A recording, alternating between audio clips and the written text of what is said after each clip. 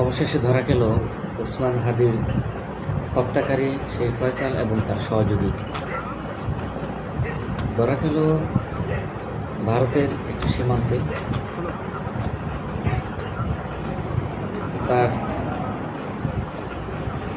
চূড়ান্ত শাস্তি কামনা করি আমরা সবাই, এবং বাংলাদেশ সরকার যাতে তাদেরকে এনে রাজ্য পুলিশের এসটিএফ দুজনকে গ্রেপ্তার করেছে, অত্যন্ত গুরুত্বপূর্ণ দুই গ্রেপ্তারি, এবং তাদেরকে বনগা থেকে গ্রেপ্তার করেছে। আপনারা নিশ্চয়ই দেখতে পাচ্ছেন যে বিষয়ে আজকে জানাবো সেটি হচ্ছে বাংলাদেশে ওসমান হাদি খুন হয় গত বছর 12ই ডিসেম্বর। বেঙ্গল পুলিশের এসটিএফ বা রাজ্য পুলিশের এসটিএফ তারা গতকালকে রাত্রিবেলা গোপন সূত্রে খবর পায় একটা, যে বনগা সীমান্ত সেই জায়গায় দুজন বাংলাদেশি তারা অবৈধভাবে ভারতবর্ষে প্রবেশ করে সেখান থেকে তারা রয়েছেন, এবং সেই মতো সেই খবর পাওয়ার পর দুজনকে প্রথমে আটক করে।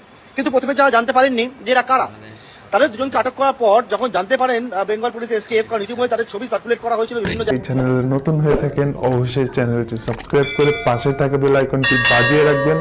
সেই সাথে ভিডিওতে লাইক না দিলে অবশ্যই একটি